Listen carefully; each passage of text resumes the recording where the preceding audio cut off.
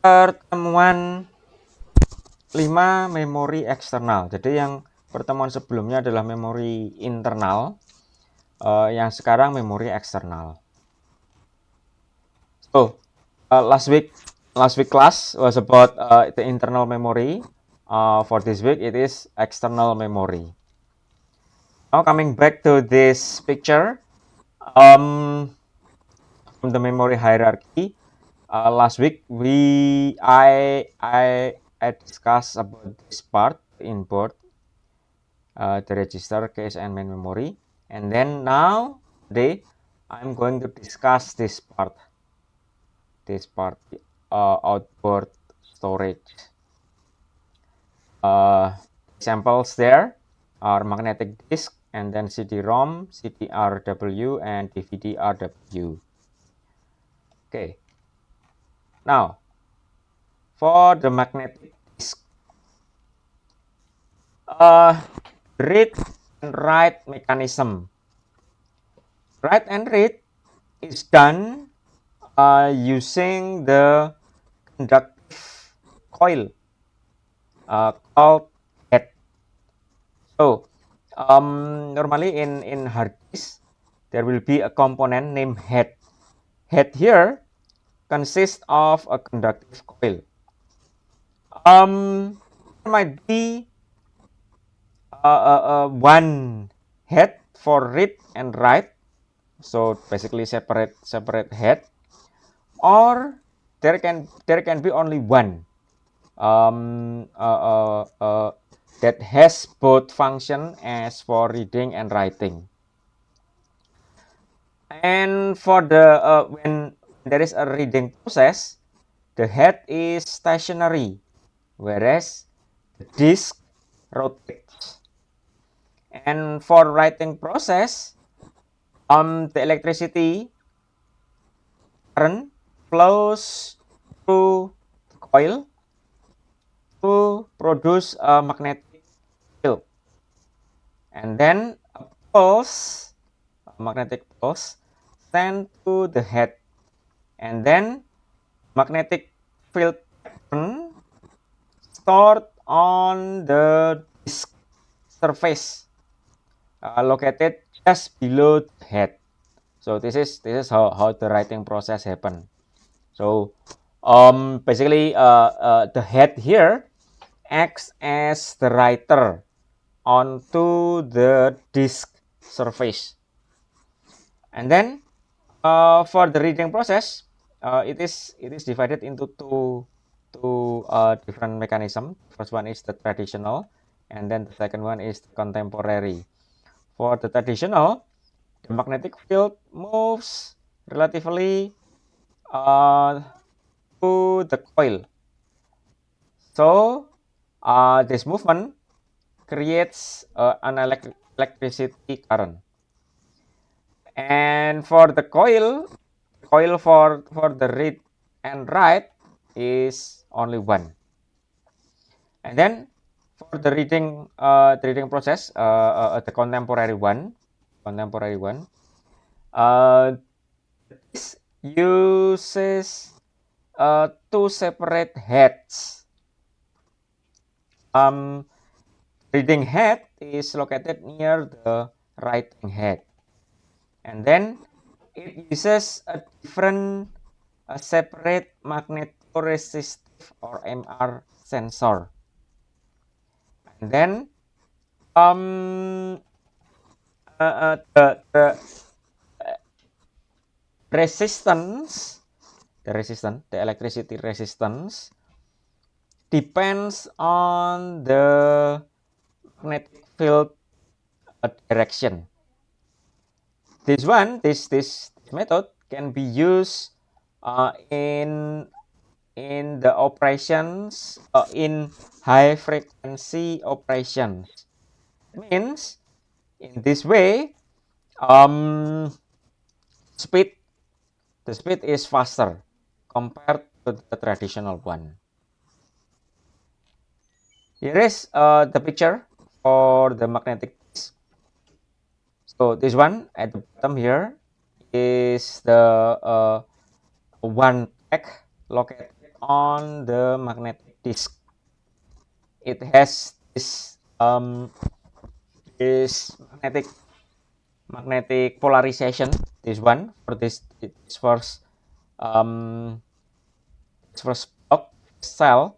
It is north located on the left and south on the right, and similar to the second cell, north to the left, south to the right, and so on and so forth. And then this one is the track width. It is really small, the track width there. And then this is the read current. This is the MR sensor, and this one is shield, and this is the writing head. So there's a separate head here, reading head, and then the writing head here. Here, and the reading the MR, the magnetic resistance sensor here, move near the track. It will detect magnetic field and then create the electricity and flows and make it flows through the cables here. So it detects whether the value is a 0 or 1. Whereas for the writing here, if it needs to write something in here, then the computer will give electricity current flowing through this the head, the inductive red element here, to induce certain magnetic field onto the track. And yes, the track here is the recording medium. Is there any question so far? Ada pertanyaan kah sampai sejauh ini? Ada yang perlu saya jelaskan dalam bahasa Indonesia? Ada pertanyaan kah? Ada yang perlu saya jelaskan? Ya Pak, untuk alurnya itu Pak tadi Pak. Untuk alurnya yang mana? Yang baca atau yang tulis atau yang mana? Yang nulis itu Pak. Oke, yang nulis. Dalam bahasa Indonesia yang nulis. Jadi ini komponen head untuk menulis, terpisah dengan komponen read untuk komponen baca. Nah, kalau dia mau nulis, ini dialiri listrik. Ingat pelajaran SMA ketika ada aliran listrik yang mengitari satu inti, maka pada intinya ini akan terjadi menjadi magnet intinya. Ini sifat elektromagnet dari benda-benda apa ya? Benda-benda yang bisa dibuat magnet. Pelajaran SMA, SMP pun mungkin sudah sempat disinggung. Jadi kalau ada listrik yang mengalir, yang berputar, terus di dalamnya ada inti magnet yang bersifat magnetik, maka dia akan berubah jadi magnet. Itu cara kerja elektromagnetik. Dan kutub mana yang utara dan mana selatan itu bergantung dari arah listriknya. Jadi kalau alirannya begini, mengarahnya begini, maka sesuai dengan aturan tangan kanan, maka kutub utaranya ada di sini, kutub utara, kutub selatannya ada di sini. Ini karena alirannya begini, aturan tangan kanan. Tapi kalau dikasih aliran yang berbeda, itu nanti kutub utaranya ada di sini, kutub selatannya ada di sini. Nah, kalau dia dikasih aliran begini, dia akan jadi magnet. Ketika jadi magnet di sini, recording mediumnya di sini, dia akan menganulir nilai magnetik yang sebelumnya dan akan ditulis sesuai dengan nilai magnetik yang sekarang ini, yang ada sekarang ini. Itu mekanisme untuk writing-nya. Ada lagi pertanyaan?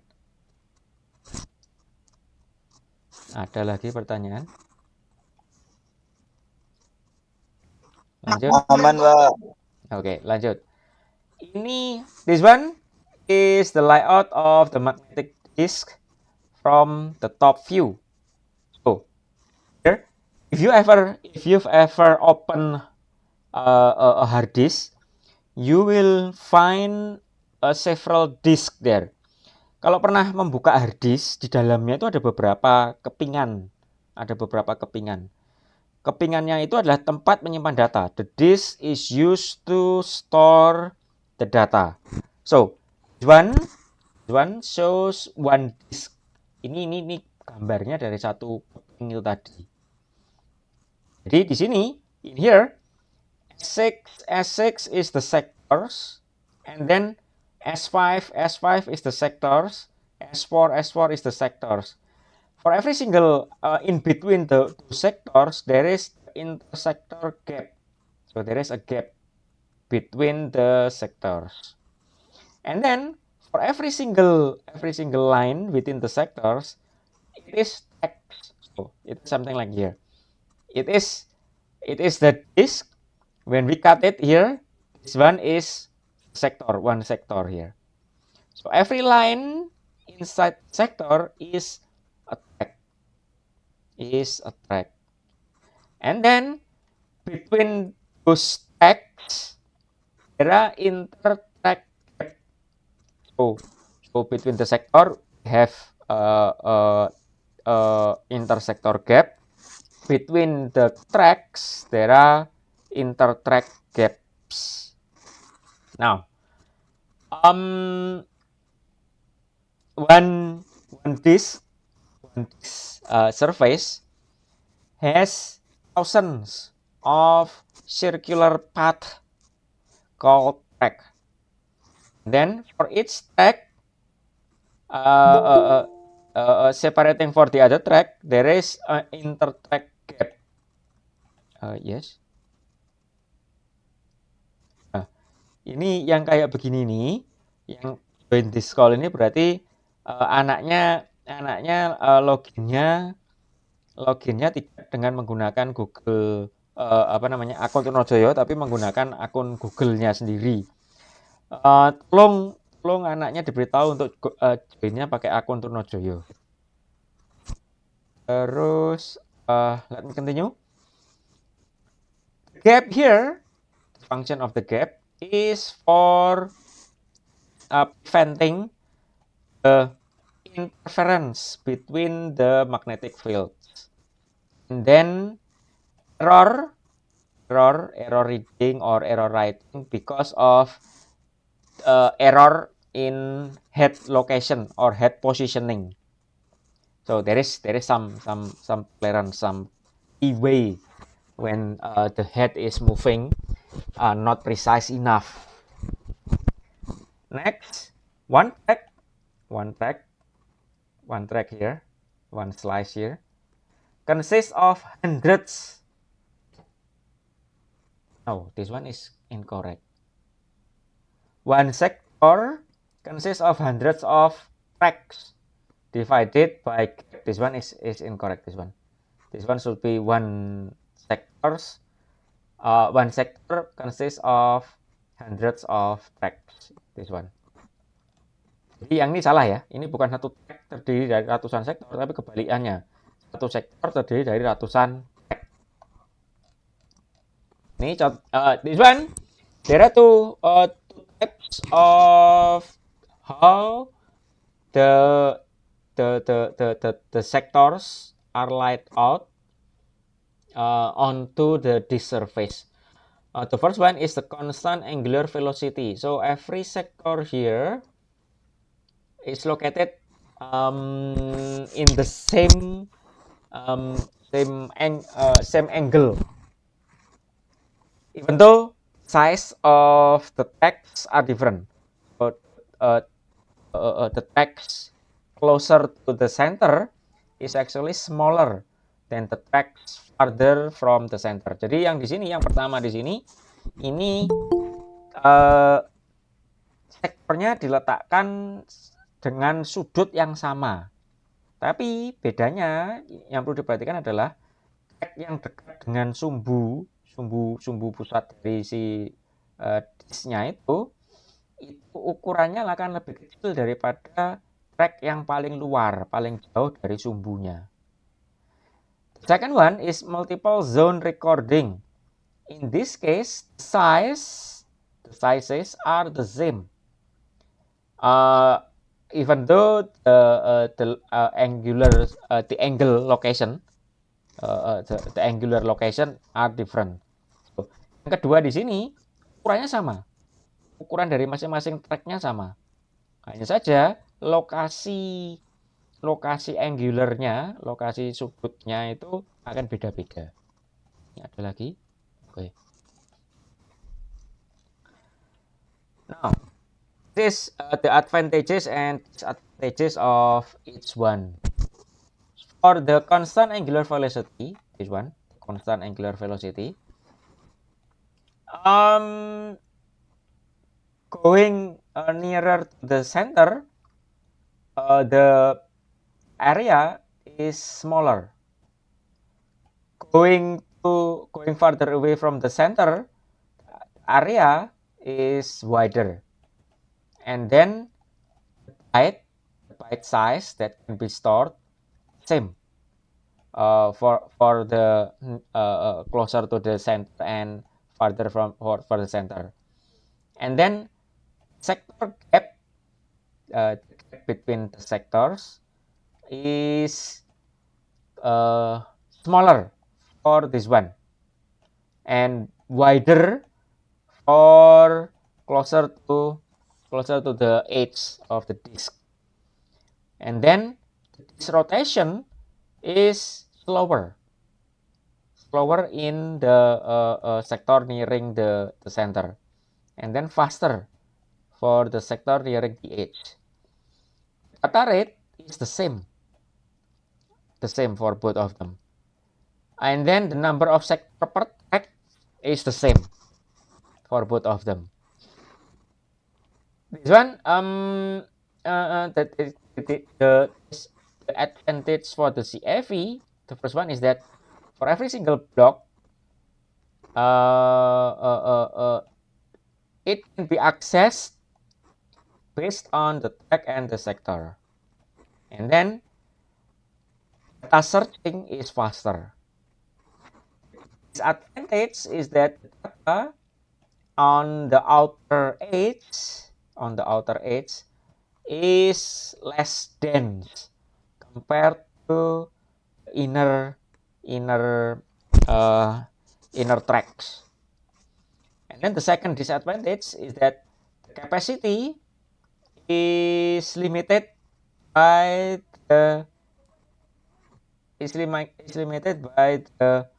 capability of the inner sectors in storing the data. Again, remember that the data size is the same between the inner and the outer. So maximum that can be stored in a single track is limited by inner sector's capability to store the data.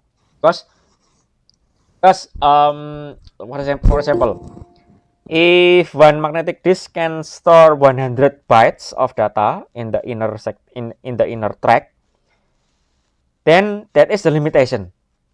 Because on the outer track, it needs to store the same amount of data, 100 bytes, onto a wider area. So basically, it is simpler, it is easier to store on the outer edge rather than compared to storing the data in the inner track. Jadi begini. Ini maksudnya begini, yang poin yang terakhir ini. Kan jumlah datanya baik track yang di dalam maupun track yang luar itu sama. Sementara areanya yang track luar itu lebih besar daripada track yang di dalam. Karena areanya track luar itu lebih besar, lebih mudah kita nyimpannya. Jadi areanya untuk yang bisa digunakan untuk nyimpan data itu lebih banyak. Maka kapasitasnya si model yang ini, model CAV ini sangat ditentukan dari kemampuan dia menyimpan seberapa banyak dia menyimpan data di track paling dalam. Karena track paling dalam itu yang paling sempit. Jadi paling kecil areanya, sehingga gimana caranya dia nyimpan data di situ itu yang paling menentukan. Semakin keluar semakin mudah, karena areanya semakin besar. Yang paling sukar itu yang paling dekat dengan pusatnya, dengan senternya. Ini maksudnya di sini. Jadi kalau teknologinya mentok hanya bisa menyimpan 100 byte dalam satu strip, ya sudah. Itu yang akan jadi penentu. Yang lain-lain tidak ada pengaruhnya. Penentunya di situ. Karena ingat itu yang digunakan di track yang paling dalam. Ada pertanyaan dulu. Is there any question?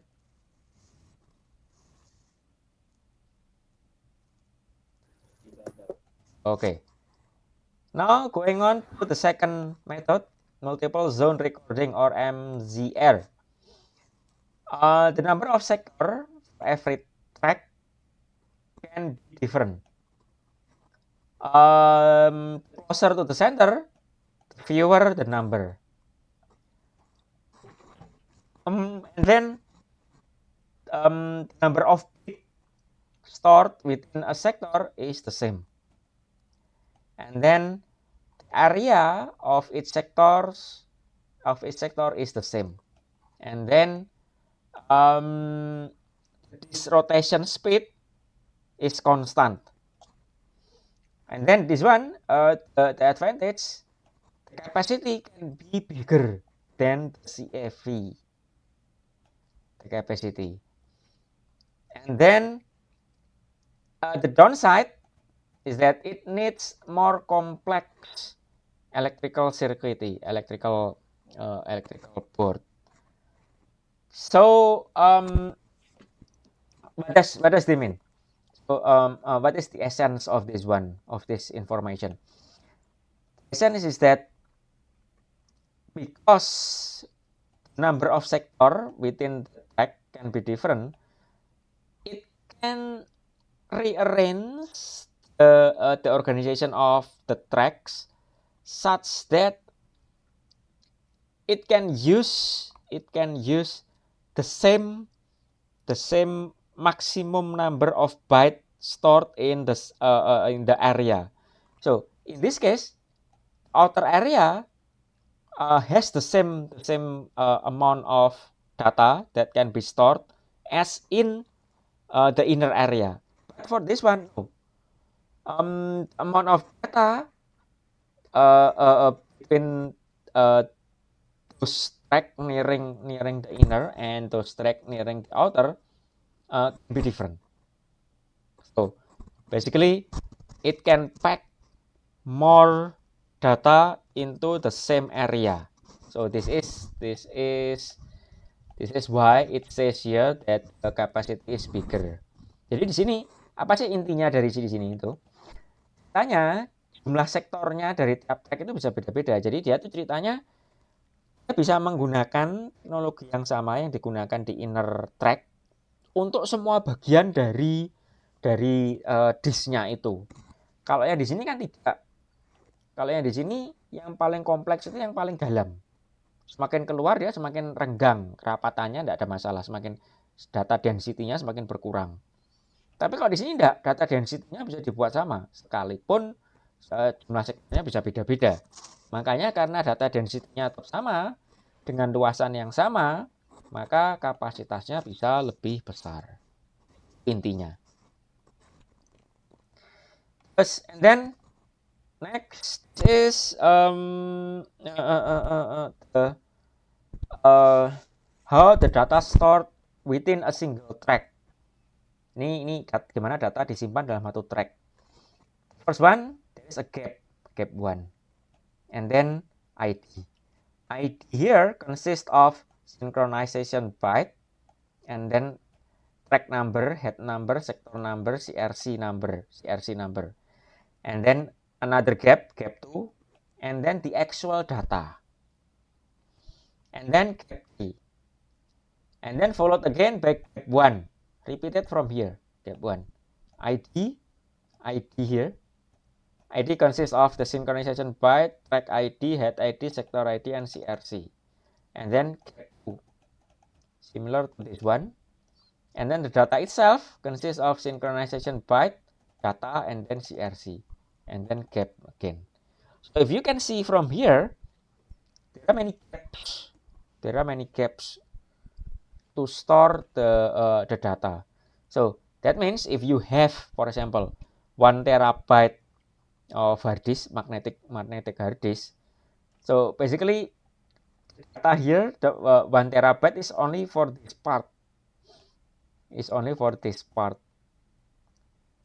It has several additional data that needs to be stored onto the same area, the surface area of your magnetic disk.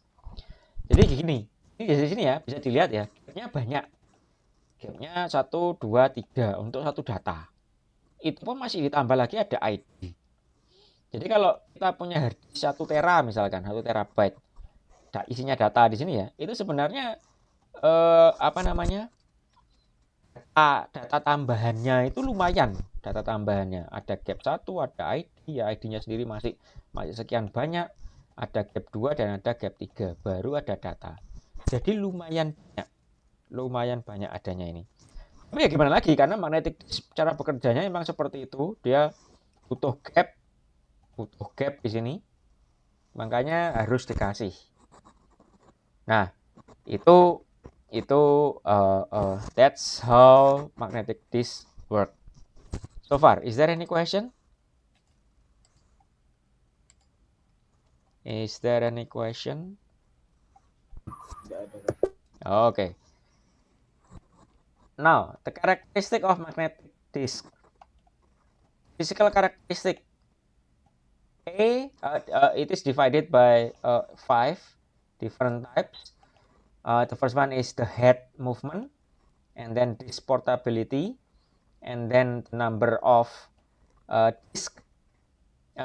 number of surfaces, and then this one, the number of platter or the number of disk, and then head mechanism. Now, for the first one, head movement. There are two types here. The first one is fixed type, where the head is not moved. And then for every single track, the hard disk has one head. One track, one head. And then the second type is the movable head. So the head itself can move around. In this case, for one surface, it has one head. One surface, one head. In this picture here, example here, this one is the movable head. Gambar ini contoh dari movable head. Headnya bisa pindah-pindah. Bisa pindah ke sini, bisa pindah. Tracknya itu bisa ke kanan dan bisa ke dalam dan bisa keluar headnya.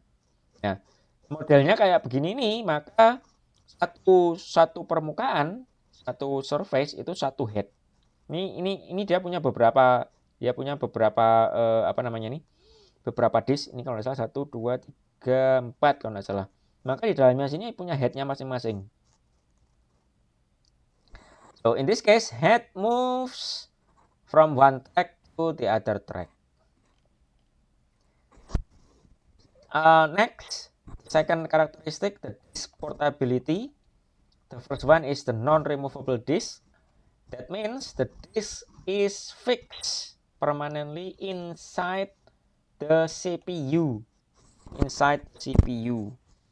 or inside the disk drive, for example hard disk. And then the second one, removable disk.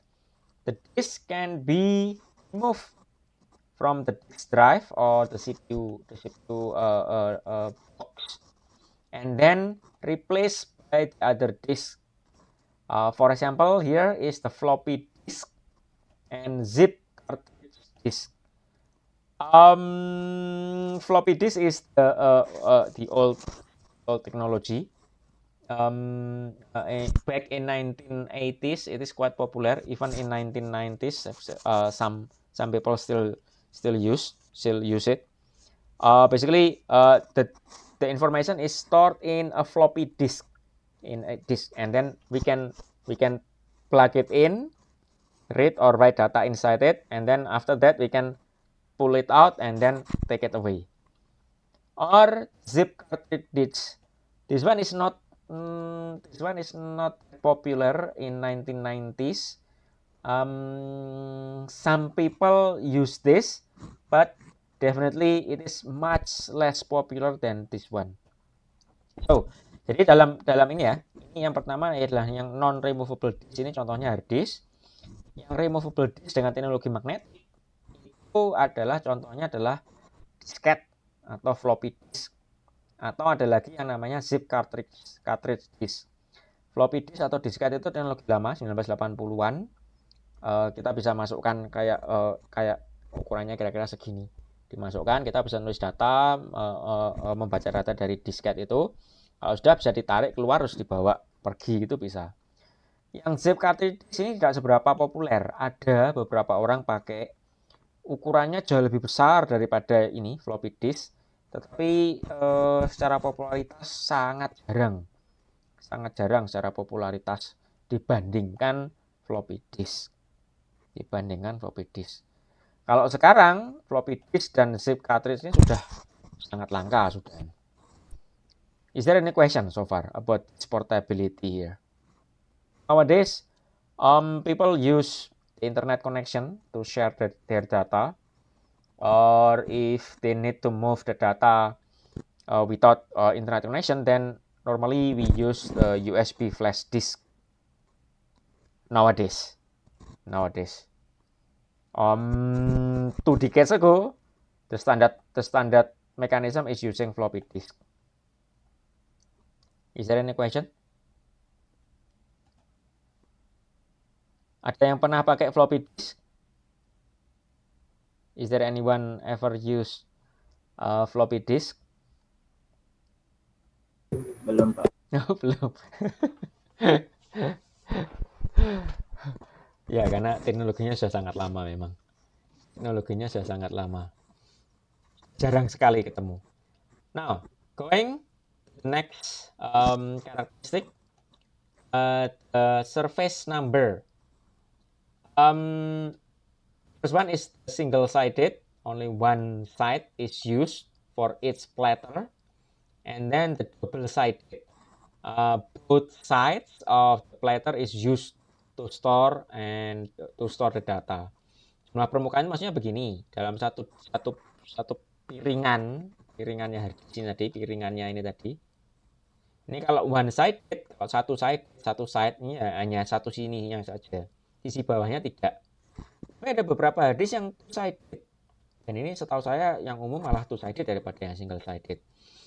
Jadi atasnya sini bisa ditulisi, bawahnya sini headnya ada lagi, jadi dicepit gitu. Ini permukaannya platternya, satu head, the top heads, and then the bottom head for writing and reading processes. So that means we can store the data onto this surface and also this surface. So that is the meaning of this one, the double-sided here. And then the fourth characteristic is the platter number. There is only one or single, only one platter. The example for this is the floppy disk. Inside the floppy disk, if you cut open the floppy disk, there is one disk, only one disk for the user to store the data. And then multiple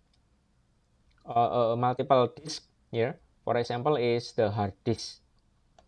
Now, in this case, the number of head is the same as the number of the sides. And then the head moves up and down at the same time. So that means here, this one, there are several plates, several heads facilitating the reading and the writing process here. So whenever we want to write on top of this surface, every single head below it will move synchronously as the movement of the top head here. Jadi kalau yang modelnya begini, multiple platternya multiple, misalkan hard disk di sini, headnya itu bergerak maju mundur itu bersamaan. Jadi ini kan ya, ini ada kayak headnya yang di sini. Ini sebenarnya bukan satu. Headnya ini modelnya kayak garpu gitu. Jadi tiap tiap plate, tiap surface itu ada headnya sendiri-sendiri yang untuk baca. Jadi kalau headnya ini mau baca sisi luar, ya headnya digerakkan keluar. Maka yang semuanya yang mau baca di sini ya, sisi luarnya sini ya, maka dia akan gerakkan luar semuanya. Ini ikut semua. Kalau mau baca yang di sini, dia akan masuk gini. Yang bawah-bawahnya ini, head yang bawah-bawah permukaannya itu juga akan ngikut jugaan. Modelnya begitu. Ini masalahnya saya hanya bisa cerita di sini ya. Tapi kalau mahasiswa punya kesempatan, silakan nonton video gimana cara kerjanya hard disk. Atau kalau punya kesempatan bisa bongkar, kalau nemu hard disk yang rusak atau apa gitu, bisa dibongkar terus bisa dilihat isinya gimana tuh sebenarnya hard disk itu. Modelnya apa yang saya omongkan ini seperti apa tuh sebenarnya realitanya. Karena kalau hanya sekedar ngomong begini susah bayangkannya. So, let me say it in English. Because now I can only say it is a good idea if you can take some time to watch some videos regarding how the disk drive or hard disk or floppy works. Or if you have the chance, if you encounter some broken floppy disk or some broken hard disk, you can try to open it and then see what is actually inside the hard disk itself. In this case, the magnetic disk hard disk, right? Not the SSD, the SSD type, because the SSD type is completely different than the magnetic disk. Jadi yang saya maksud di sini, yang kita bacakan, yang saya jelaskan di sini adalah untuk yang magnetic disk, bukan yang hard disk jenisnya yang SSD. Kalau yang SSD itu mirip seperti memori utama, isinya ya IC begitu. Tapi kalau yang magnetic disk nanti pasti ada piringannya. Kalau SSD jelas tidak ada piringannya. SSD doesn't have the platters because basically SSD is the same. The SSD uses the same technology as the main memory I explained last week. So it doesn't have any platters. Oke, ada pertanyaan? Oke, lanjut. And then this one. This one is the type of hard disk, the big ones. I've never encountered something like this. Normally, I have only encountered the hard disk, the magnetic disk hard disk, the normal one inside the CPU. For this one, I think this one is for server or for mainframe. This one. So here you can see in the picture here. Let me make a bigger here. Track here got 200 tracks, and then this one access arm slides in and out to specific track. This one is arm for moving the heads here. These are the heads, and these are the arms for moving the heads. So here in this diagram, this one read or write head, one per surface. This one surface 9, surface 8, surface 7, surface 6, surface 5, surface 4, up until surface 0. So for every single surface, there exists the head. This one is the spindle, and this one is the... I'm sorry, I cannot read this. I think bomb. I cannot read this one. And then this one is the direction of the arm motion. Now, on to the last mechanism, last characteristic, head mechanism. The first one, it is divided into three. The first one is the physical contact. So that means the head is directly contacted with the magnetic magnetic surface. The example here is floppy disk. And then with fixed distance, so the head does not touch the surface. This one, it is touching surface, but this one does not touch. So between the head and the magnetic surface, there exists a fixed gap, not sticking. And then aerodynamic gap. If the disk is stay put, does not move, the head touch the magnetic surface. If the disk move, the head does not touch the surface because of the aerodynamic effect of the rotation. The distance between head and the magnetic surface is very close, and that's why we can get theta density higher. So there are three types here. Okay, that's it about magnetic disk characteristic. Is there any question before I start explaining this one? Is there any question? Oke, lanjut. This performance parameter. There is several definition here. Wait for device is the time counted since there is an I/O request until the device is ready to be read. So this one, wait for device. At this point, there is an I/O request, and then up until this device is ready. And then next is wait for channel. This one, wait for channel. It is the time wait if there is more than one device in the same bus line. For example, in one hard disk cable, there are two hard disks. So this one is wait for channel. Which one? The first hard disk that we want to read, or we want to read, or the second hard disk. There is wait for channel. And then next is the seeking, and then rotational delay, and then data transfer happening here. Here device is busy. Seek time is the time needed by the head to go to the specific track.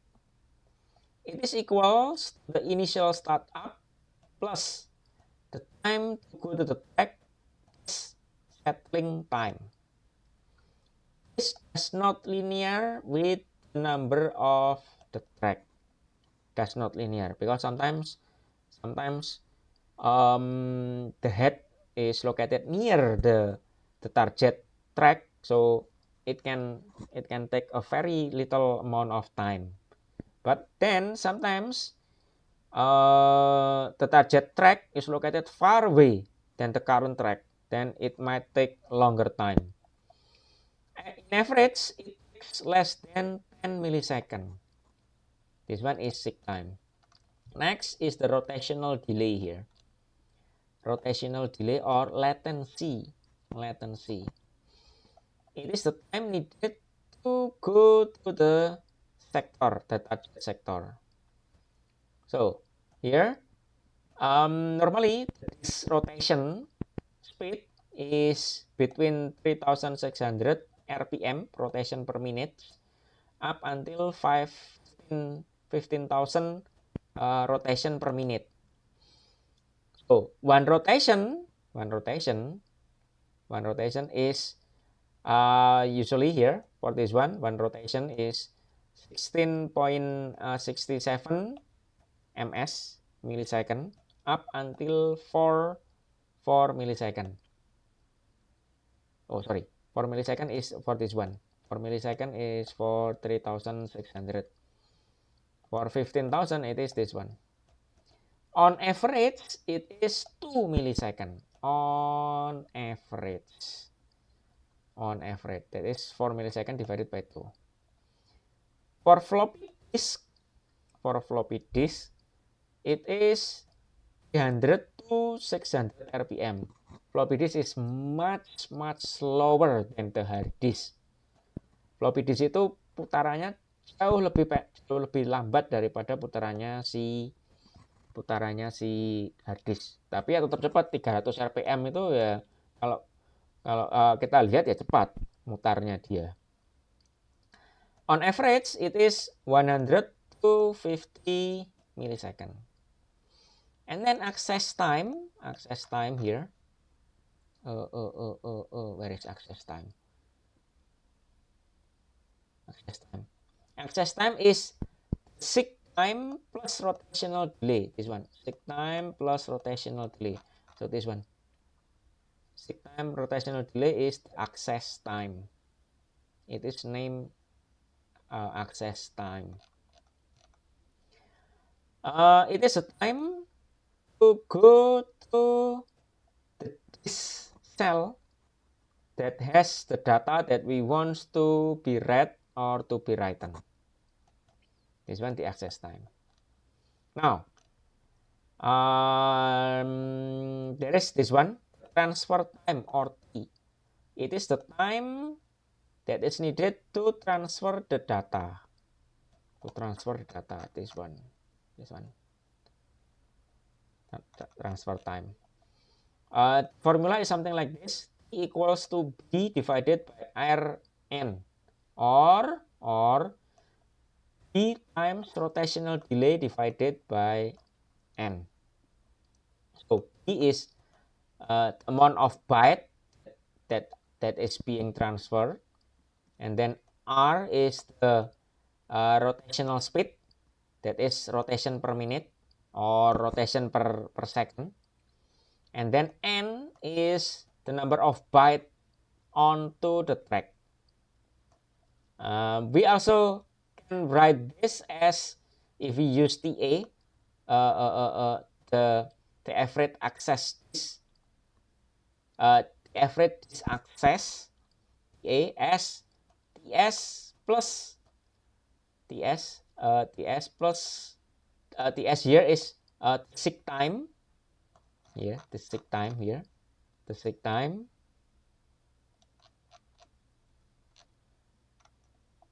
average seek time plus R plus 2 plus B divided by Rn. So, for example, those are the equation. Now the example here. This has this specification. Average seek time is 4 millisecond, and then rotation speed is 7,500 rpm, and then the number of byte per sector is 512 byte, and then the number of sector per track is 500 sector. Now the question is here, what is the total transfer time? To read the data that has 2,500 sector or 1.28 megabyte. Now, there are two cases here. The first case, if the data is located on a sequential 5 tracks.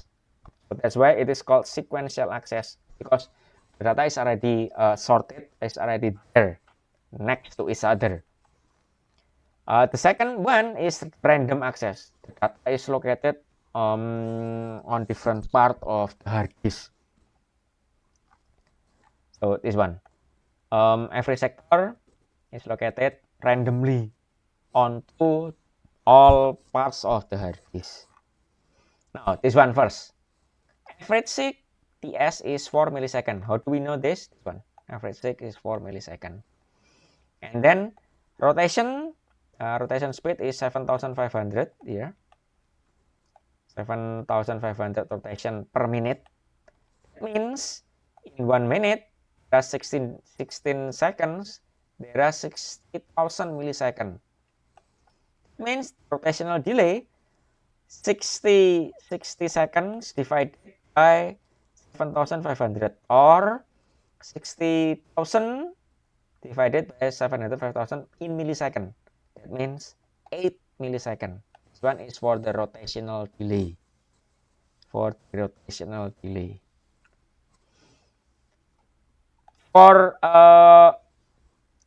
average rotational delay is 8 millisecond divided by 2. It is 4 millisecond. Do we know this one? Number 2, where does the number 2 comes? It is from here. This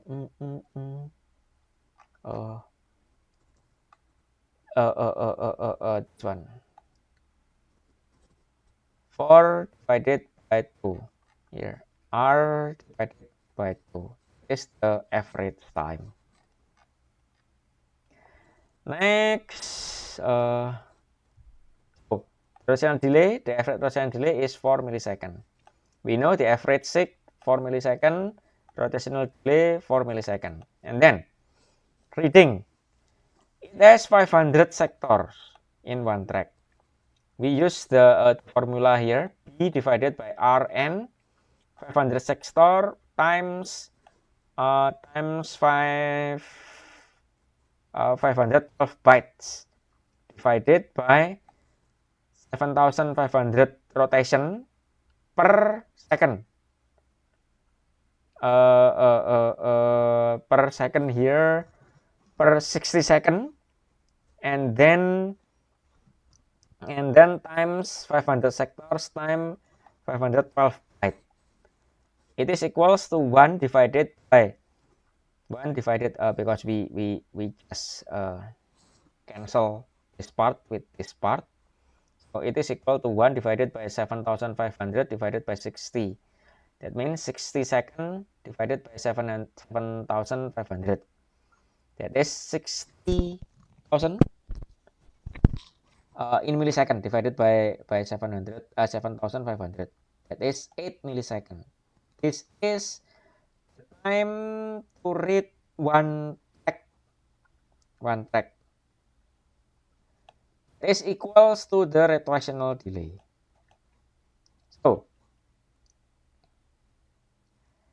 time to read track 1 per millisecond plus 4 millisecond plus 8 millisecond. How do we know this one?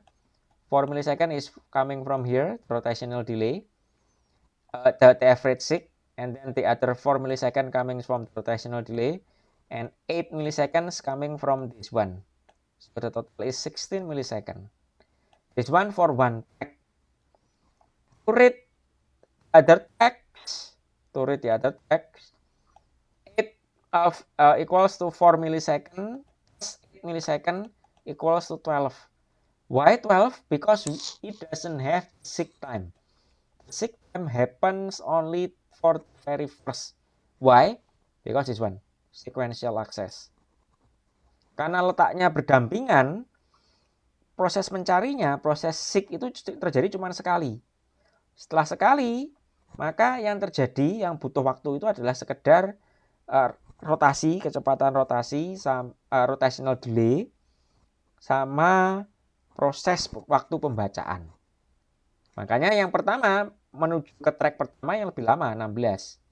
Terus kemudian 4 track berikutnya cuma 12. For the first track, it needs 16 millisecond.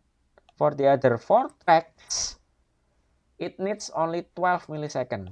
That means total is 16 plus 4 times 12. That means 64 millisecond or 0.064 second. Is there any question so far? Is there any question so far?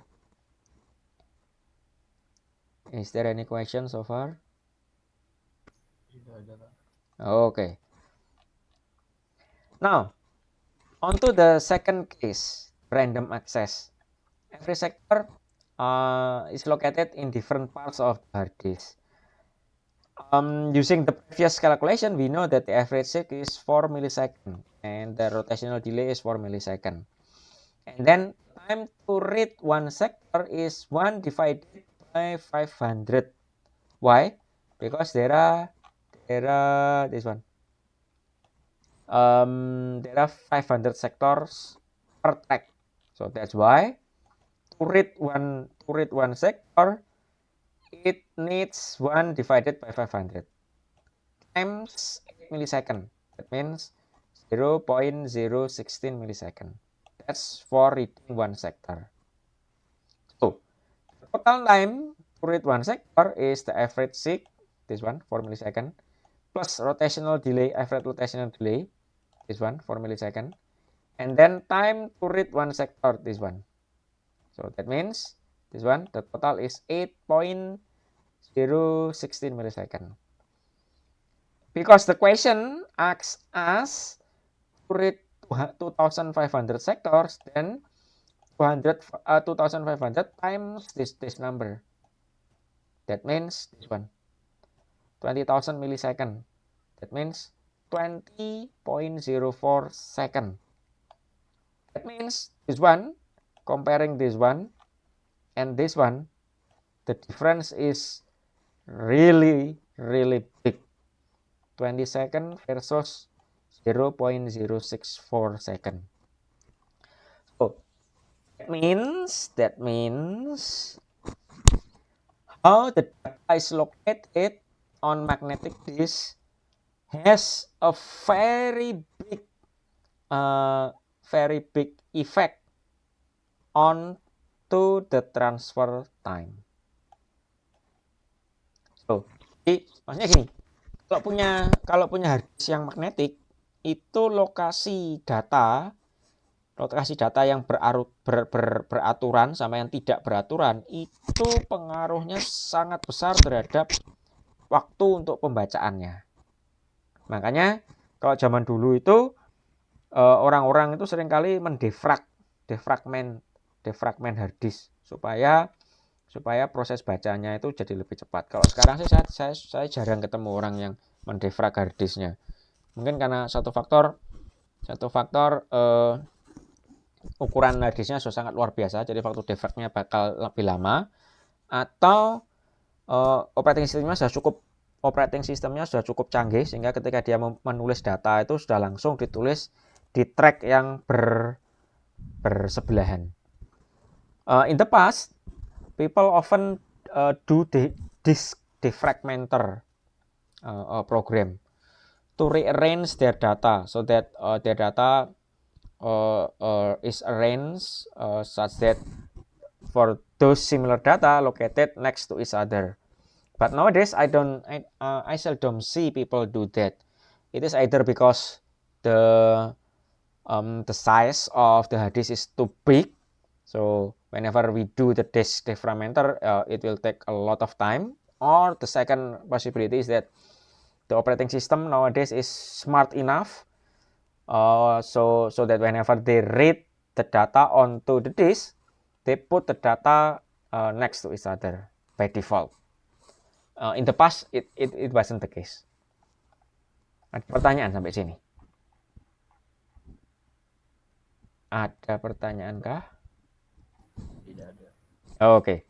Next, this some example of this parameter. So if you want to buy a hard disk, because this one is taken from the book coming out in 2000 something, not even 2010. So capacity here listed here is in this in this range 1 gigabyte, 5 gigabyte, 18 gigabyte, 181 gigabyte. So so if you want to get more up to date information, please check the current um, the current hard disk being sold on store. So for example here, this is the name of the hard disk, Seagate Barracuda 180, Seagate Cheetah, Seagate Barracuda, Toshiba, and then IBM. The application here for high capacity server, high performance server, and then entry level desktop, and then portable. Portable is for laptop here, and then handheld devices. This one is for at the time for uh, I cannot I cannot remember the name. This book, this information came out before the advent of smartphone. So I don't remember the name. So there is a handheld devices using Windows operating system, but it is not considered as at the time it was not considered as a smartphone. Jadi informasi tabel ini keluar sebelum ada smartphone namanya. Jadi handheld devices di sini ini mengacu bukan pada smartphone, tapi pada perangkat-perangkat tertentu yang saat itu menggunakan apa namanya sistem operasi Windows atau sistem operasi yang lain, tapi dia punya hard disk. Bukan smartphone. Belum zamannya smartphone ketika tabel ini keluar. Kalau tidak salah namanya, satu contohnya adalah Nokia Communicator. Terus apa lagi? Saya lupa namanya. Ini di sini bisa dilihat minimum track to track seek time. Seek time-nya semakin rendah berarti semakin bagus. Ini kan. Ini high performance server, makanya dia yang paling rendah. Here, minimum track to track time here, the data is here. The lower is the better one. That's why here in this column, Seagate Cheetah for high performance server, it has the lowest number, only 0.3 millisecond. And then average seek time, again, the lower the better. Spindle speed, higher the better. So the rotation per minute here, 7,200 RPM, 15K RPM, and then this one, the lowest one, 3,600 RPM. And then average rotational delay, the smaller the better. This one 2 millisecond, the smallest among these. And then maximum transfer rate, higher the better. This one 522 up until 709 megabyte per second. This one the slowest, only 13.3 megabyte per second. And then bytes per sector, they are the same. All of them are the same. Per sector, they have 512. And then sector per track, this one is 700, the highest, because this one is for the high capacity. And then this one is, well, quite good, 400. And then for entry level, 600. And then for portable, for laptop, 63. This one doesn't have. It might be that it only has one track, or it is not available. The information is not available. And then cylinder, the number of platter, for this one 24, this one 8, the rest are 2. And then tracks per cylinder, this one 24,000, 1800, 29, 10,000, and this one doesn't have. Now, current hard disk drive technology, this one is actually, again, this one, this information came out in 2000 something, so this one definitely not the most up to date information. So I will just skip this one. I will just cover this at a glance. The first one is PMR, perpendicular magnetic recording. So recording is the new recording magnetic recording technology at the time, such that it can store more data into the hard disk. And then AF, advanced format. So it can store 4096 byte sector rather than the common 512 byte per sector. This one, if you can see this, the common one at the time is 512. But then it came this one, AF, advanced format, which can store 8 times bigger than this one. Then it's AMR, head assisted magnetic recording. It can increase the hard disk capacity by hitting the hard disk when there is some writing process. And then SMR, single magnetic recording. It can increase the hard disk capacity by writing new data on top of the parts of the old data, just like a single organization, or what is the single in another word? Single is basically the tiles on that we use to cover our roof, that is shingle. And then multi-actuator technology. This one is to increase the hard disk speed by reading concurrently by several actuators. So rather than reading from one head, only one head, it can read the data concurrently by several heads together. So parallel reading. Now, next, write. This one is one of technology, quite hot topic at the time, right? Up until now, it is still used. RAID is the shorthand either for this one or this one. Redundant array of independent disk or redundant array of inexpensive disk. Jadi RAID itu singkatannya, kalau tidak dari ini, ya ini singkatannya. Terus RAID has 6 level for common use. And the 6 level are not hierarchy. Every single level has their own differences. We cannot use level 0 combined with level 3. No. Every single level has their own characteristic.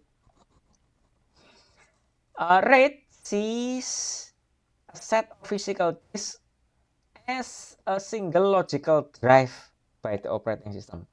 So, by the operating system, even though there are, for example, 2 or 3 hard disks, operating system treat them as a single hard disk.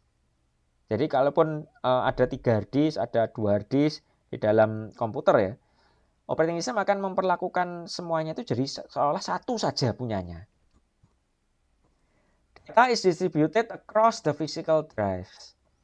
Use redundant capacity to store parity information. Jadi it can store other error checking information inside the redundant capacity. So this one is RAID 0. This one is the first hard disk, the second hard disk, the third hard disk, the fourth hard disk. For every single hard disk, it is divided into strip 0, strip 1, strip 2, strip 3, strip 4, strip 5, strip 6 until strip 15.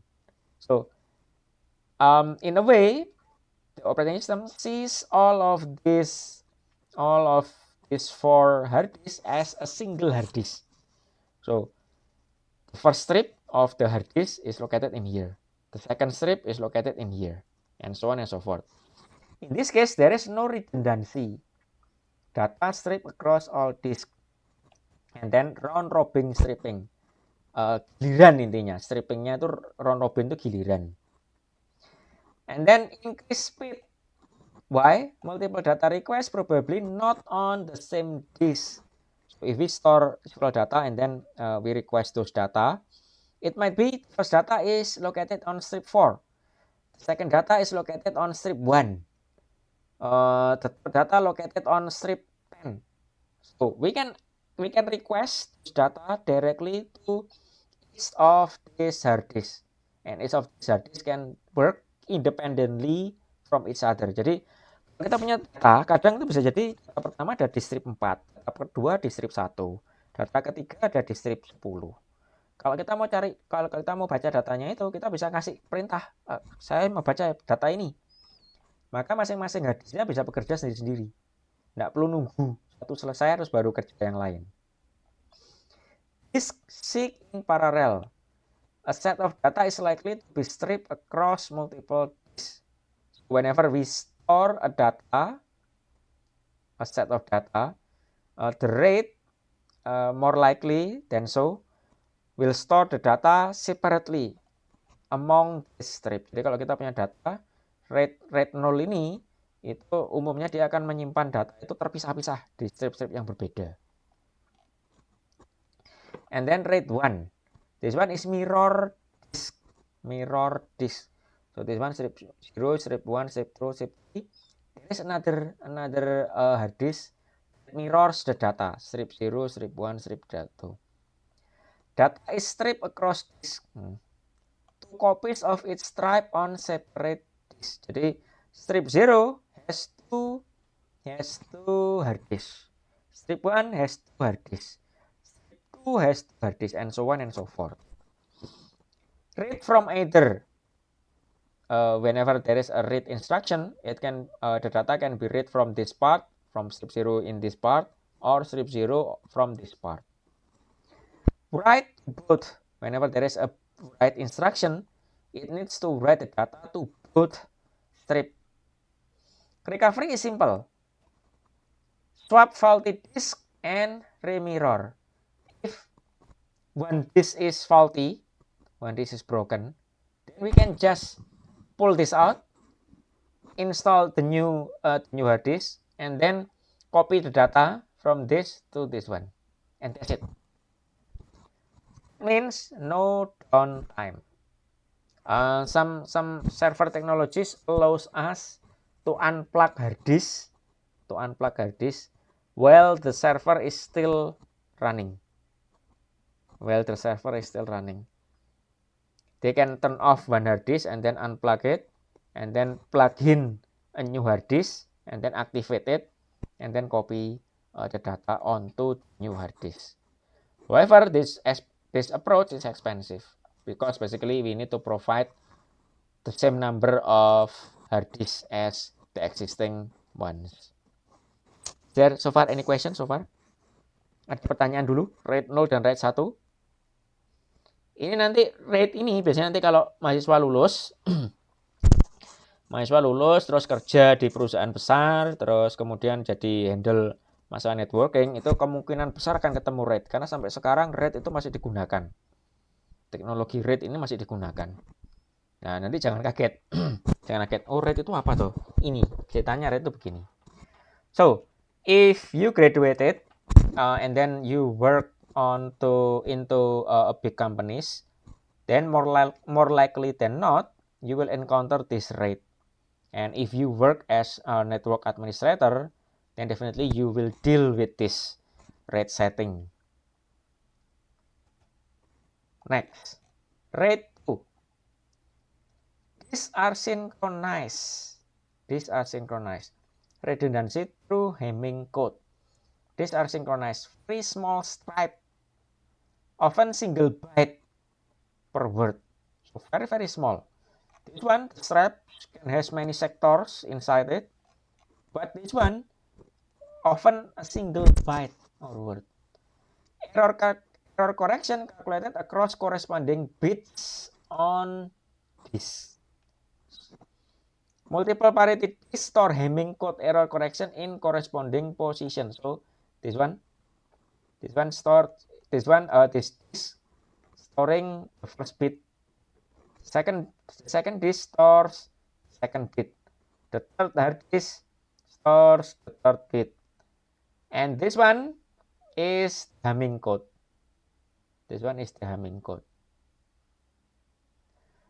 In this case, there are lots of redundancy and expensive. So normally it is not used. However, if this one is used, then this one is what? It has the error correction capability, strong error correction capability if RAID 2 is used. And then RAID 3, similar to RAID 2, only one redundant disk. This one, everything is grouped into a single disk, no matter how large the array. Simple parity bit for each set of corresponding bits. Data on failed drive can be reconstructed from surviving data and parity info. So if this one is broken, error, we can recalculate the data based on the surviving bits and the parity bit. Very high transfer rate-nya tinggi. And then RAID 4, this operates independently. Good for high I/O request rate. Large stripes-nya besar. Bit parity calculated across stripes on each bit. So, this one, block 1, block 0, block 1, block 2, block 3, it has the parity in here, combined in here. Parity for 0 up until 3, combined in here. This one is different, right? Because this one is per bit. This one is per bit. This one is per block. This one is per block. Parity stored on parity disk. It has the parity disk here, similar to this one, parity disk. But the difference is that this one operates on block. RAID 5, like RAID 4, parity is stripped across all disks.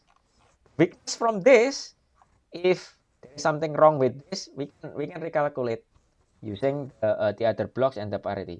But then if the parity block is the error 1, then we need to recalculate everything. Or there are 2 errors, then everything is gone.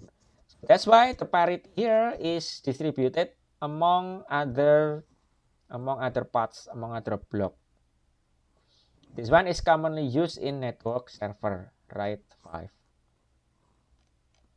And then RAID 6, 2 parity calculation stored in a separate blocks on different disks. So parity 03 and then Q03. User requirement of n disk needs n plus 2. High data availability, 3 disks need to fail for data loss. Because we use two different parity calculation, then it needs 3 disks to fail. And then significant write penalty, because we need to, if we want to write something, write one block, we need to write it to here, and then we calculate it here, and then write it to here, and there is a write penalty. So lambat proses menulisnya. Ada pertanyaan dulu. This one is the table for those seven rate levels. Is there any question? Is there any question? Next, optical memory. It has CD, compact disk. It is a non-erasable disk. Usually to store audio data with the duration more or less 60 minutes. The diameter length is 12 centimeters. And then this one is CD audio. We call it CD audio. And then CD-ROM, CD read-only memory, non-erasable disk. This one to save computer data. The capacity is around 680 megabytes. The diameter is the same. This one, the CD-ROM. This one is a label, and then it has underneath it protective acrylic. And then this one is polycarbonate plastic.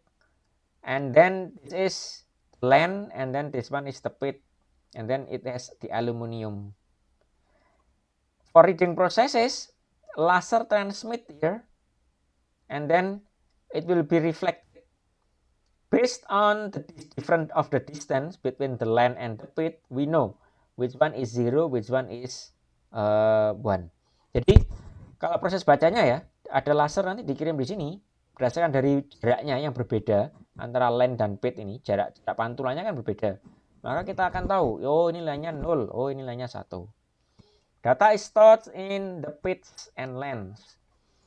Data is read by reflecting how the laser is reflected.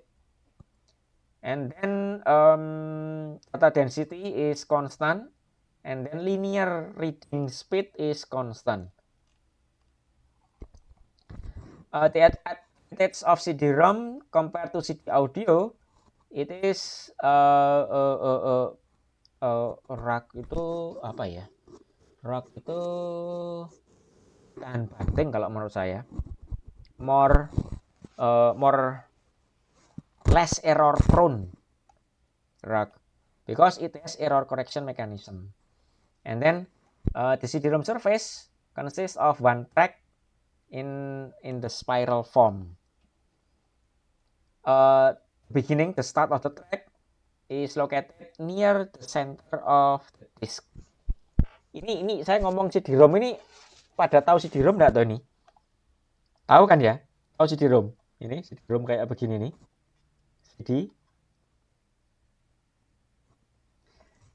yang ini CD-ROM there is only one track. Spiral track starting nearing from the center and then spiraling until the outermost. This one CD-ROM or DVD. DVD is similar, really similar. I will talk about DVD after this one. Track is divided into sectors with the same byte size. Data rate is constant. Disk rotation when it is nearing the center is faster compared to disk rotation when it is reading the outermost track. For CD audio, linear speed is constant. Single speed is 1.2 meter per second. The track length spiral is 5.27 kilometers. For CD audio, process of the reading audio process is it takes this one 4.91 seconds. That means 73.2 minutes. There exists other speed, which is using the multiple factors. For example, 8x, 24x, 52x. The reference is taken from the speed of floppy disk rotation, which is 150 kilobyte per second. Next, CDR or CDRW. CDR is CD recordable. Can be written only once. It is used to create data copy in small amount, so only once or only twice. It is compatible with CD-ROM. The result of the writing here on CDR can be read on using CD-ROM. And then CDRW can be written multiple times. Most of them are compatible with CD-ROM. We can use CDRW as secondary data storage. It has kehandalan data itu apa ya bahasa Inggrisnya? It has kehandalan data. Saya lupa namanya bahasa Inggrisnya. Kehandalan data. Intinya it is less error prone and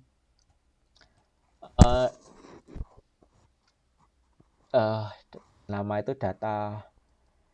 We can use it to store data in a long period of time. Next is DVD. Digital video disk is for those to store only data, video data, and then digital versatile disk can store data, computer data and video data.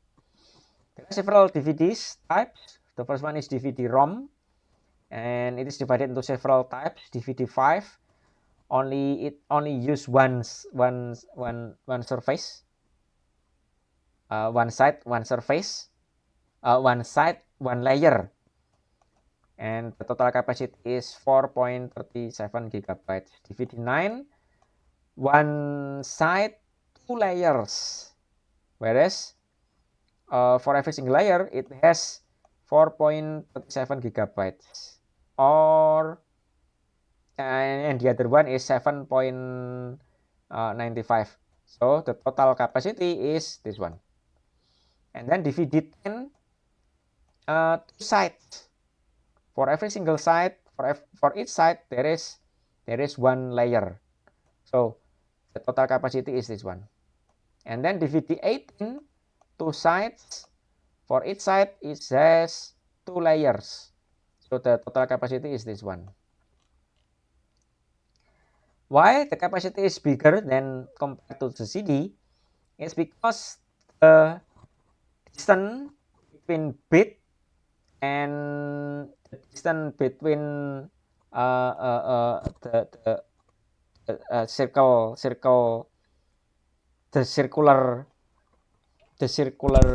track is smaller.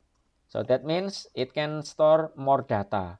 So for CD, the distance between bit is this one, 0.8 micrometer. For DVD, only 0.4 micrometer, so half, less than half.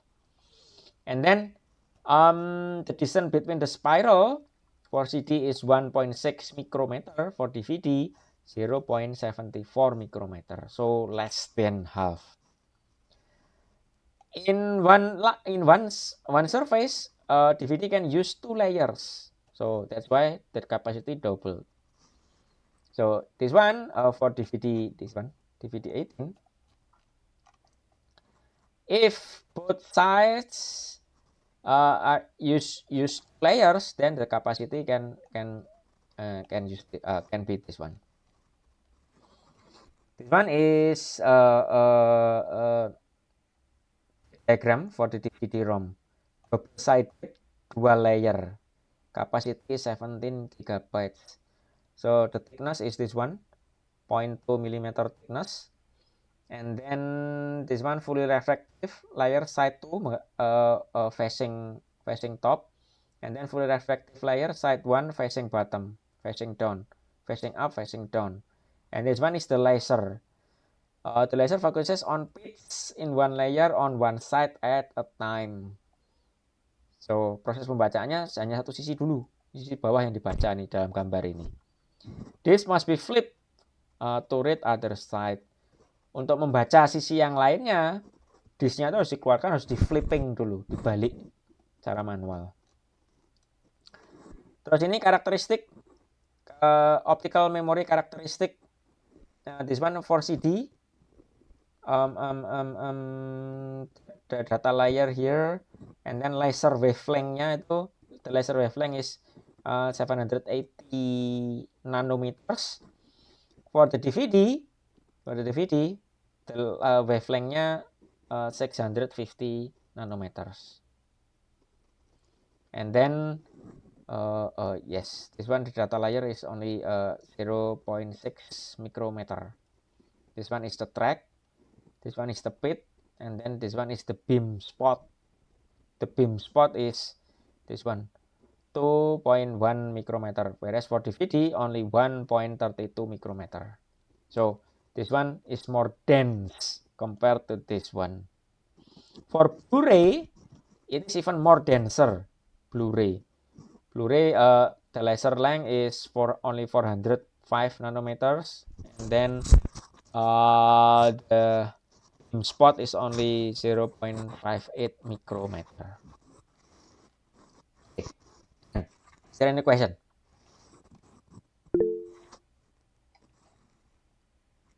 Oke. Bacakan dulu.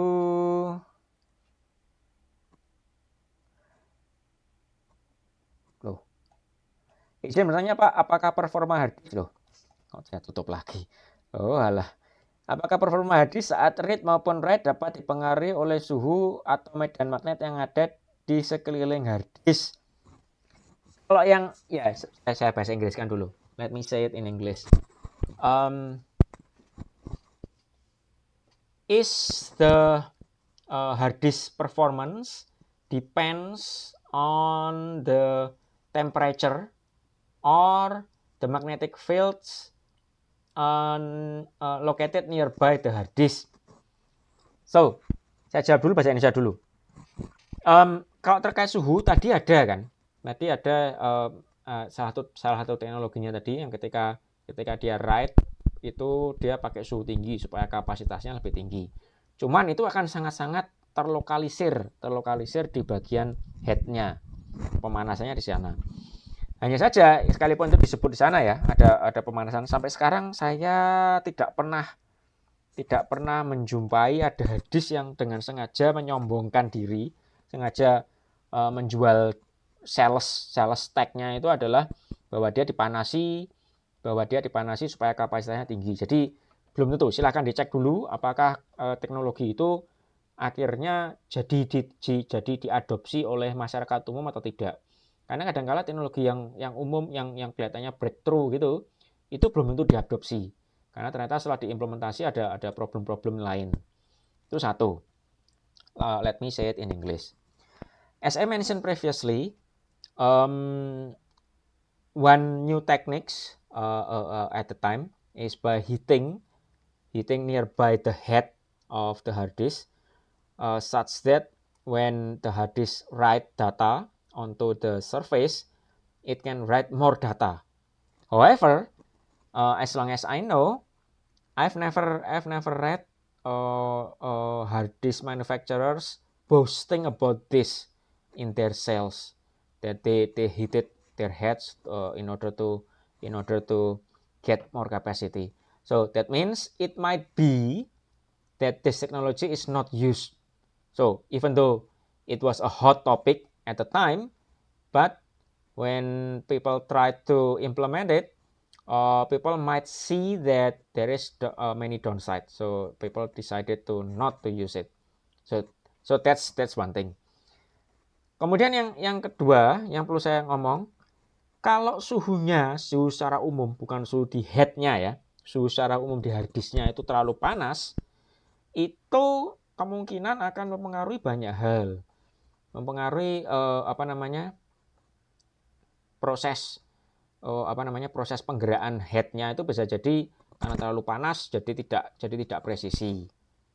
Itu bisa, kalau tidak presisi akhirnya error, bacanya harus seeking lagi. Nah, itu bisa jadi lebih lambat.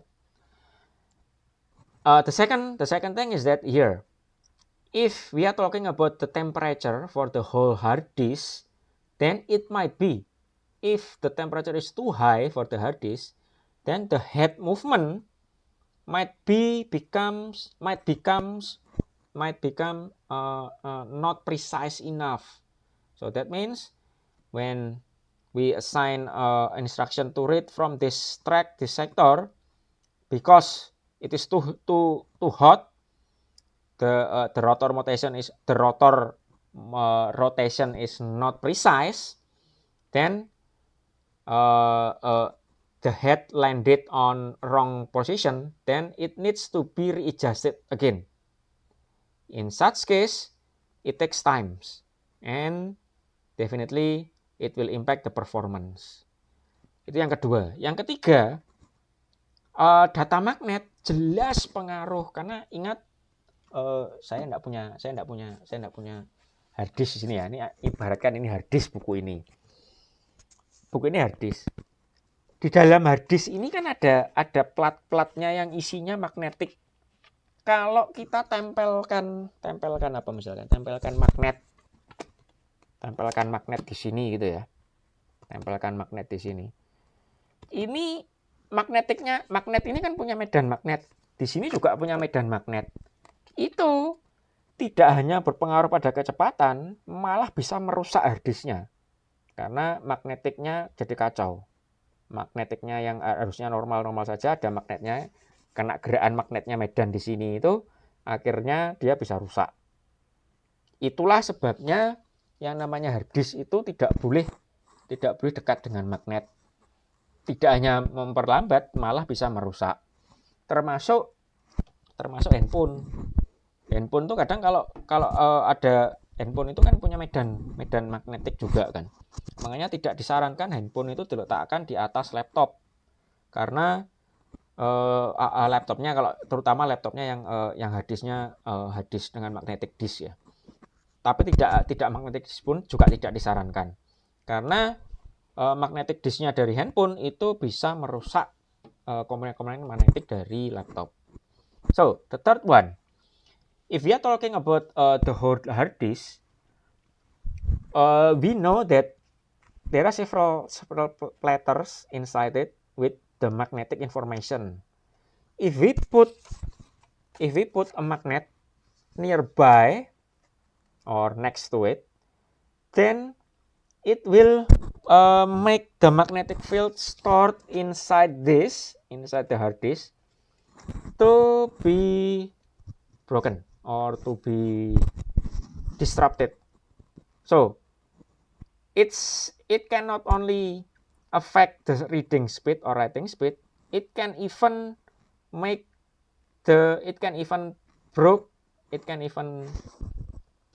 the hard disk itself.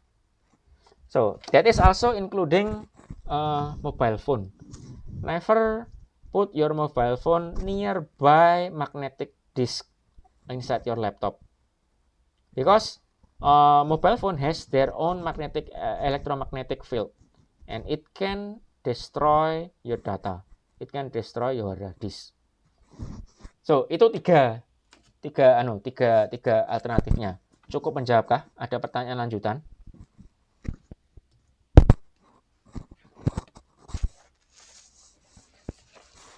Ada pertanyaan lanjutan? Tidak ada? Quiz sekarang. Bentar, saya assign quiznya sekarang.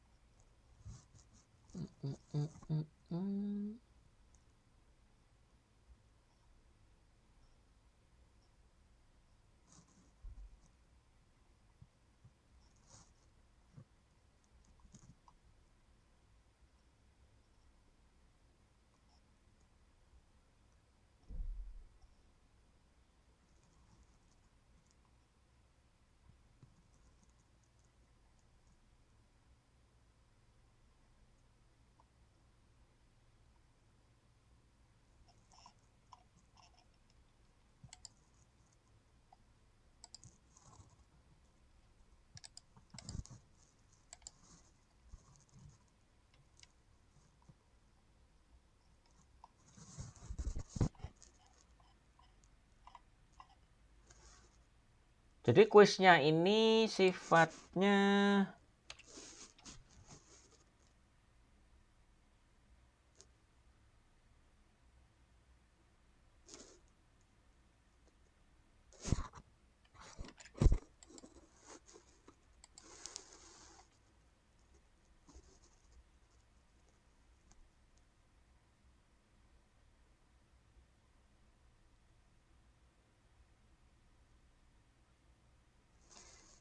harus mahasiswa yang mau mengerjakan ini harus menggunakan login dengan akun Trunojoyo. Due date-nya saya set sampai dengan besok.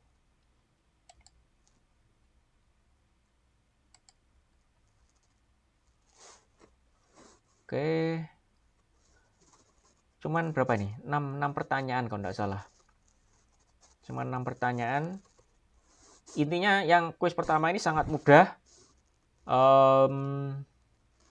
So the first quiz is just for you to exercise, and then make sure that you work on this using your Turnojoyo email account. Don't use your Gmail account. Don't use your Gmail account. Okay, try. Saya sudah assign quiznya. Silakan dicoba dulu. Kalau ada pertanyaan ditanyakan sekarang. I have assigned the quiz. Please work on it now. If you have any question, let me know. And then for the next week class, because next Saturday is already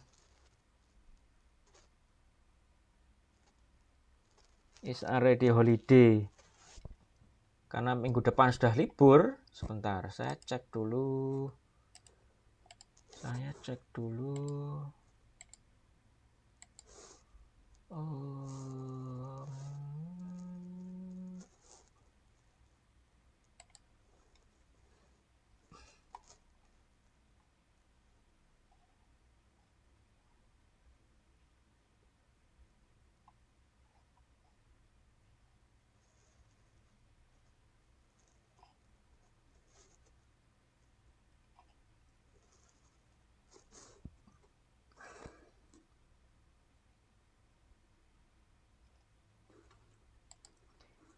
Itu tanggal 28 itu kan libur. Itu tanggal 7-nya itu masih masuk enggak? Yang jelas kan kita UAS itu jadwalnya tanggal 14.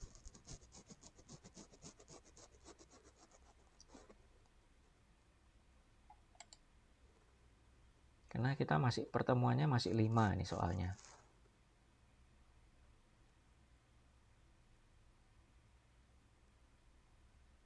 Kalau saya kasih minggu depan perkuliahan jelas tidak memungkinkan. Mahasiswa jelas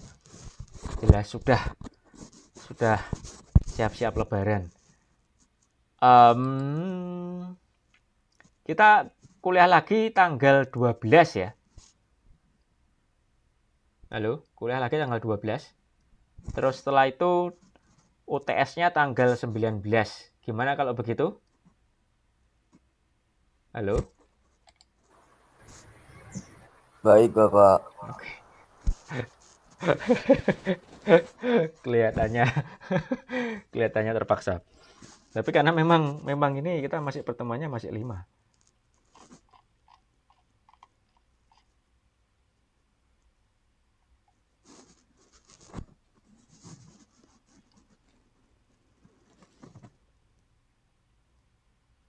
Ada lagi?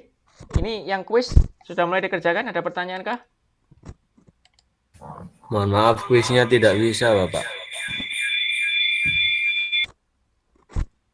Karena alasannya?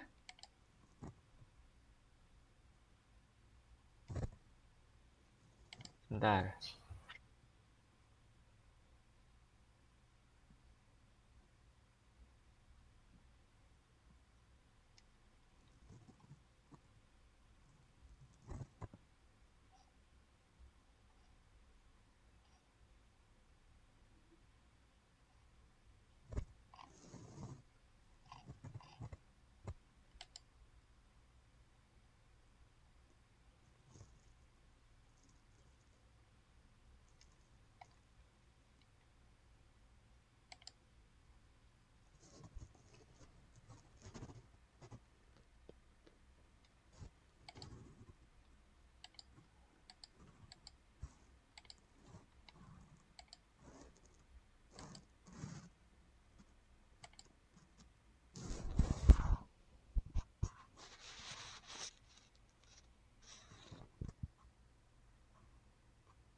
Di sini saya tidak ada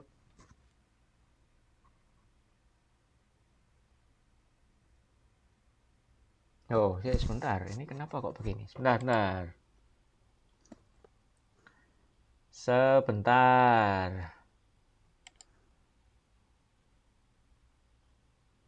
Oh, oh, oh, oh, oh, oh.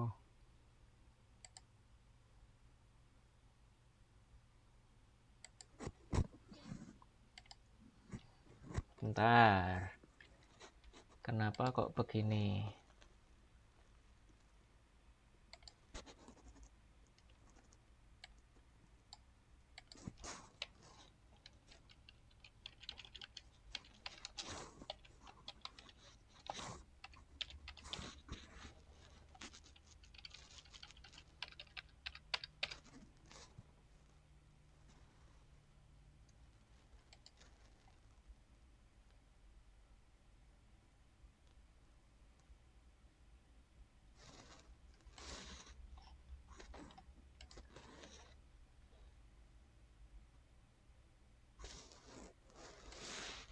Kenapa kok begini?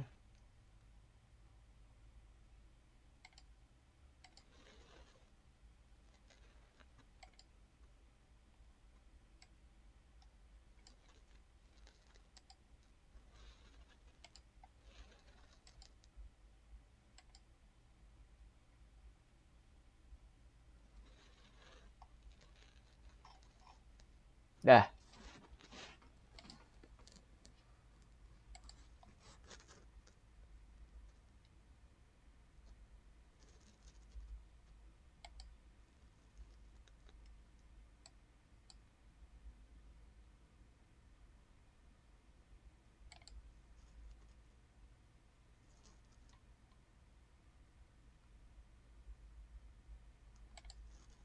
Oke. Bentar.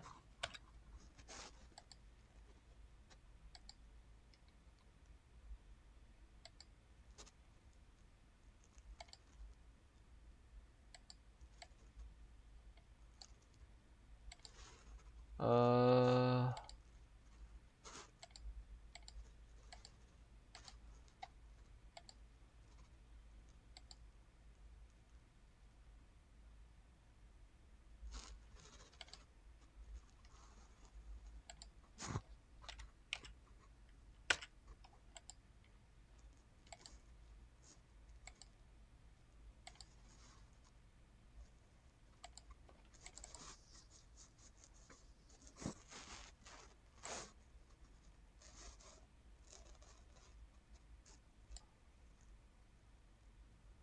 Oke, dicoba lagi. Dicoba lagi. Sudah saya modifikasi kuisnya.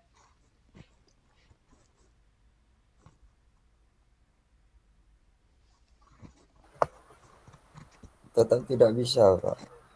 Di-refresh dulu. Di-refresh dulu.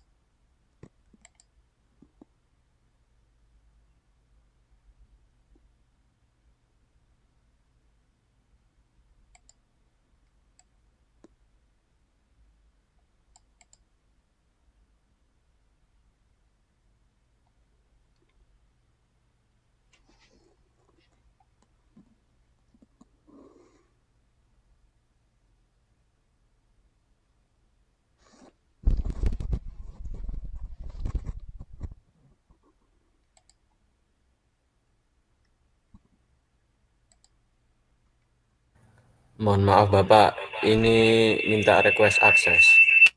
Ya, sebentar, sebentar, sebentar.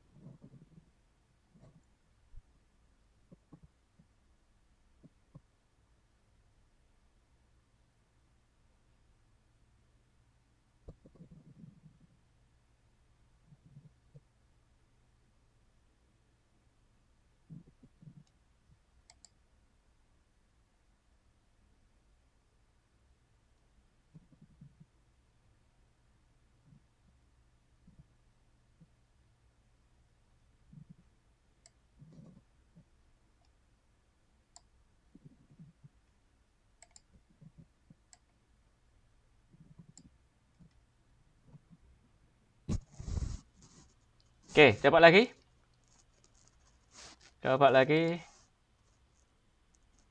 Saya ganti akses permissionnya. Namanya sekarang Quest 1 OXO 2025 atau Quest 1 IO.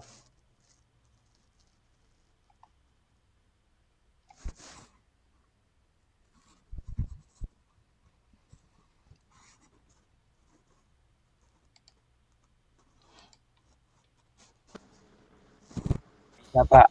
Sudah bisa, Pak. Baiklah Pak, sudah bisa. Sudah bisa? Oke.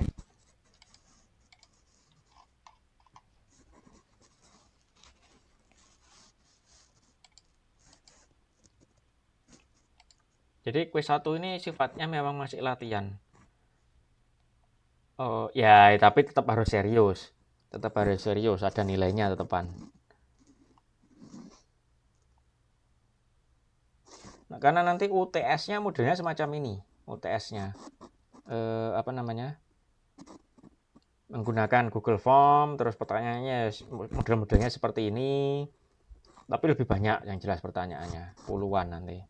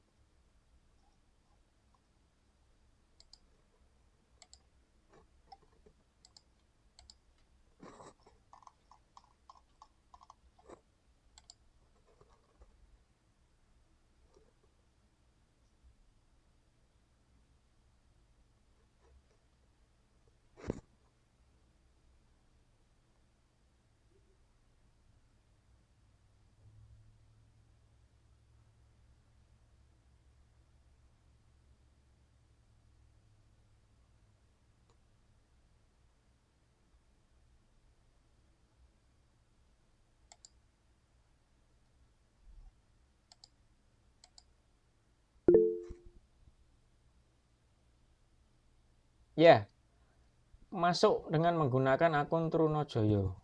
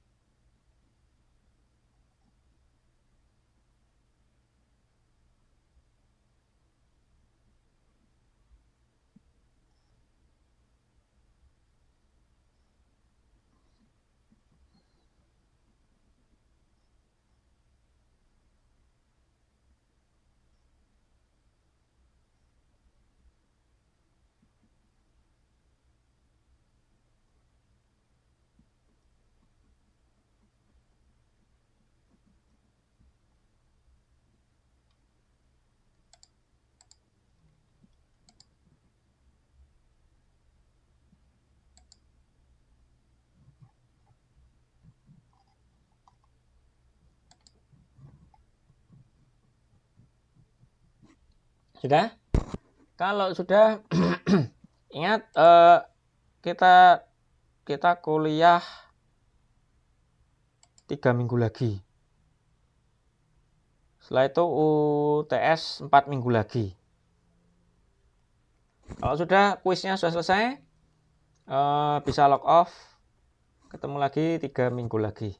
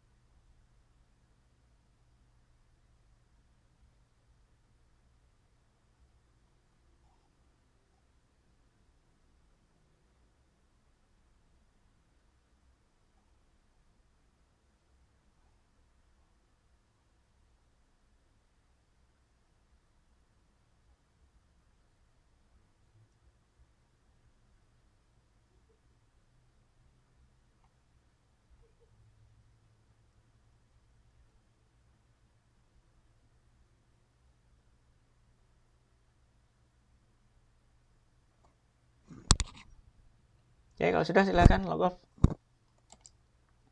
Ini saya lihat sekarang responsnya sudah ada 7 yang masuk.